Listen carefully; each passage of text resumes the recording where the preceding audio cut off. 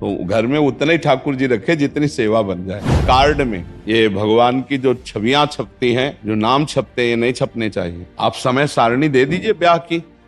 अब एक साधारण से अपने व्यापार चलाने के लिए थैलों में प्रभु की रूप छाप रहे हैं, प्रभु के नाम छाप रहे हैं, तो भगवान कभी प्रसन्न होंगे तुमको? क्या बहुत कट्टरता दिखाते हैं, बहुत भावना करते हो, अपने इष्ट का खुद अपमान कर रहे हैं, खुद अपने इष्ट का अपमान कर रहे हैं। ईशान सिंगला जी मोगा से। राधे राधे।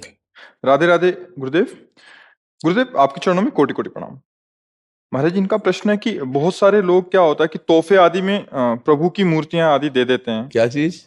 तोहफा जब देते हैं, बर्थडे गिफ्ट है, भेंट के उसमें, तो अभी तो घर में तो एक ही विराजमान कर सकते हैं। अभी पता लगा कुछ दिन में 10-15 हो गई तो नहीं लेना चाहिए। हम नहीं लेते, वो तो पूरा पैक करके देते हैं। नहीं, हमने नहीं चाहिए। हम पूछते हैं जैसे कोई कुछ क्या है, नहीं चाहिए हमें। हमारे सेब विराजमान है, हम इनको किसको देंगे? किसी को देना, अब वो क्या व्यवहार करेगा, मान लो क्या व्यवहार करेगा। अच्छा, अब हम अपने ठाकुर की सेवा के सिवा, इतनी हमारी सेवा विराजमान है, अब हम सब विराजमान नहीं कर सकते।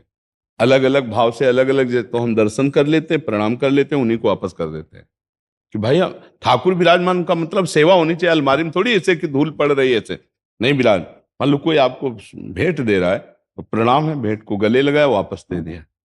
कि हम इनको अपने घर में ले जा करके हमारे घर में विराजमान है, हम इनको 100 पीस की तरह नहीं रख सकते। जब ठाकुर आए तो उनकी आदर और सेवा होनी चाहिए। अब 50 ठाकुर रख लिए तो हम 50 को भोग थोड़ी लगा पाएंगे। तो घर में उतने ही ठाकुर जी रखे जितनी सेवा बन जाए, और प्रार्थना कर दे, फिर नहीं लेना चाहिए। हमारी राय है, नहीं लेना चाहिए। वैसे मतलब ये भेंट देनी भी नहीं चाहिए, नहीं देनी चाहिए। जैसे हम तो इतना तक निषेध करते हैं कि कार्ड में ये भगवान की जो छवियां छपती हैं, जो नाम छपते हैं, ये नहीं छपने चाहिए। आप समय सारणी दे दीजिए ब्याह की, और उत्तम से उत्तम कार्ड बना, उसमें फूल बना दीजिए, उसमें और भी ब्याह के स्वरूप दूल्हा दुल्हन बनाकर जयमाला पहनाते, ऐसे कर दो। अब आप प्रिया प्रीतम बना दिए, राधा कृष्ण बना दिए, भगवान शिव पार्वती बना दिए। अब वो तो आदमी निमंत्रण कार्ड की तरह, और इसके बाद फिर वो फेंक दिया जाता है ना दृष्टि। अब वो प्रिया प्रीतम बने, राधा कृष्ण बने या शिव पार्वती बने, वही हम मंदिर में विराजमान, वही हमारे, यही तो हमारी बुद्धि भ्रष्ट का होने का कारण है। अब एक साधारण से अपने व्यापार चलाने के लिए थैलों में प्रभु की रूप छाप रहे हैं, प्रभु के नाम छाप रहे हैं। अब जिस हम नाम की उपासना करते हैं, उसी नाम को तमाकू में छाप रहे हैं। अब वो जो पैक फुटपाथ में जाएगा, वो पैर पड़ेगा, तो जो कंपनी वाला है उसकी दुर्गति होगी, क्योंकि उस नाम और रूप तो अपमानित कर रहा है मात्र कुछ चंद रुपए के लिए। तभी फैक्ट्रियों में बड़े बड़े हानि और नुकसान और सब आतंक मचते हैं। बहुत होश में रहना चाहिए। पैसा कमाने के लिए बहुत से उपाय हैं। भगवान के रूप नाम का सहारा लेकर उन पैसा मत कमाओ।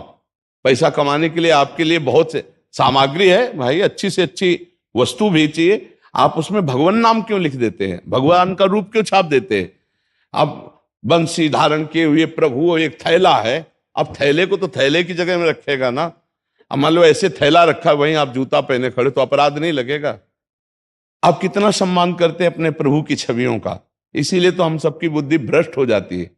पोस्टर छपवा दिए, उसमें भगवान की भी छवि बनी हुई है और अपनी भी छवि बनी हुई है, और गुरु भी बैठे हैं, आचार्य भी बैठे हैं। पोस्टर फाड़ के नाली में फेंक दिए गए, क्योंकि तुम धर्म के सूक्ष्म भाव को नहीं समझ रहे हो, तुम भगवान का अपमान कर रहे हो। हमें लगता है नहीं लेना चाहिए, और नहीं देना चाहिए। ऐसे थोड़ी कि भेंट में आप सबको प्रभु बांट रहे हैं, प्रभु के थैले बांट रहे हैं। वो भेंट को तरह लेगा, वो कोई भगवान मान के लेगा? हाँ, जिसकी श्रद्धा है तो जाओ, आप भेंट दो, जाके खरीदो जाके, और फिर लाओ और पद्धति से विराजमान करके उनकी सेवा करो। वो बात तो ठीक है। खिलवाड़ में भेंट देना थोड़ी है। ना भेंट देना चाहिए, ना भेंट लेना चाहिए प्रभु के रूपों की।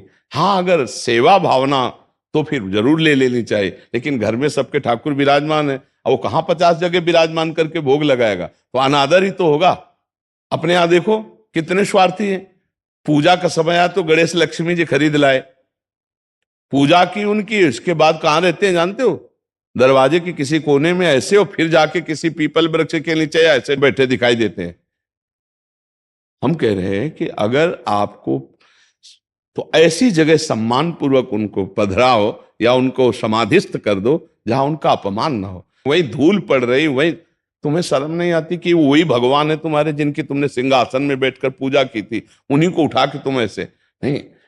अगर उत्सव मना लिया तो फिर उनको समाधिस्थ या जल में समाधिस्थ कर दो, या जल के आसपास पवित्र देश में गड्ढा करके और पुष्प आदि डाल करके समाधिस्थ कर दो, ऊपर से लेप कर दो। अपने इष्ट का सम्मान करना तो सीखे। ऐसे थोड़ी कि जितनी मन आई उतनी छवियां टांग ली, और जब मन आया छवि।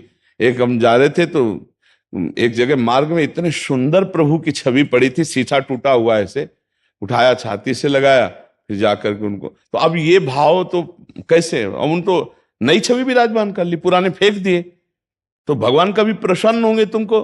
क्या समझते, तुम्हारी पूजा से वो तुमने आदर ही नहीं किया। एक बार राधा बाबा गीता वाटिका में, तो यहाँ से वो घनश्याम ठाकुर गए हुए थे, बहुत बड़े महान संत भी हुए, और रास करने में वो ठाकुर जी बनते थे, इसलिए उनको ठाकुर जी का, वो ऐसे अंगुली से लिख दिया ऐसे राधा रज में। बाबा वहां से निकले और बोले ठाकुर तुम्हारे, अब इस पर किसी का पैर पड़ेगा तो सारे पुण्य नष्ट हो जाएंगे।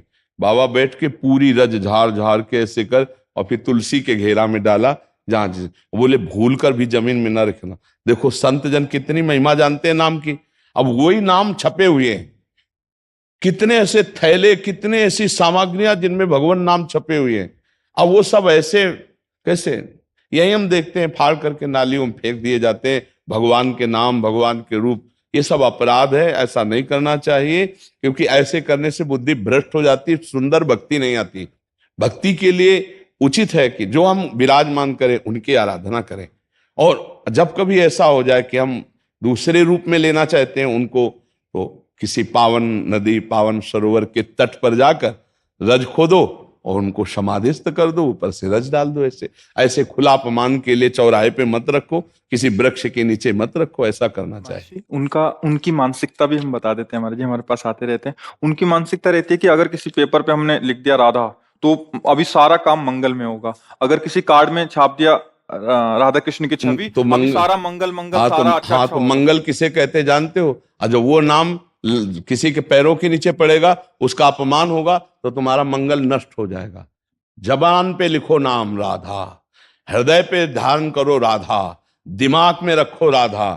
ये गाड़ी में लिखने के लिए नहीं है, ये कार्डों में लिखने के लिए नहीं है, ऐसा नहीं है। मंगल भवन भगवान का नाम जबान पे रखना है। नाम जी है जप जागे जोगी, जबान पे रखना है, हृदय पे धारण करना है। प्रविश नगर की जय सब काजा, और हृदय राख कौशलपुर, यह मंगल होता है। हृदय में तुम व्यभिचार और गंदी बातें रखो, कार्ड में लिख दो नाम, तो इससे मंगल होने वाला, घोर अमंगल हो जाएगा। हृदय पे नाम रखो, हृदय से नाम का आदर करो। ये सब अज्ञानी जन जानते नहीं है, इससे मंगल होने वाला नहीं है। और मनमानी करके देख लो किसका मंगल हो रहा है।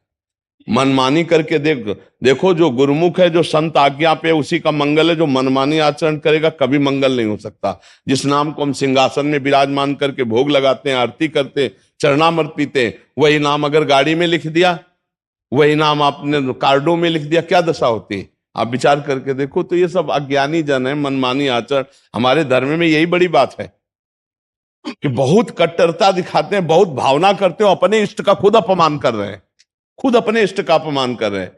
श्री कृष्ण हमारे गुरु हैं, आचार्य हैं, हमारे प्रभु हैं, कहां ऐसा सम्मान हो रहा है? तो हम लोग खुद अपने धर्म की हानि कर रहे हैं, और धर्म की आड़ से अपनी वासनाओं की पूर्ति कर रहे हैं। इसीलिए हमारे अंदर धर्म का प्रभाव प्रकाशित नहीं हो रहा। वो सोच रहे मंगल हो रहे, ऐसे मंगल नहीं होता है। मंगल होता है तस्मात् शास्त्रम प्रमाणम ते, कार्याकार्यो व्यवस्थितो, कार्य और अकार्य की व्यवस्था शास्त्र प्रमाणित होनी चाहिए। ऐसा मनमानी आचरण हो रहे हैं, किनको समझाए? अर्थ की प्रधानता रखने वालों की बुद्धि भ्रष्ट हो जाती है, धर्म की प्रधानता रखने वाले की बुद्धि शुद्ध होती है। अब ये सब काम अर्थ की प्रधानता के लिए हो रहे हैं।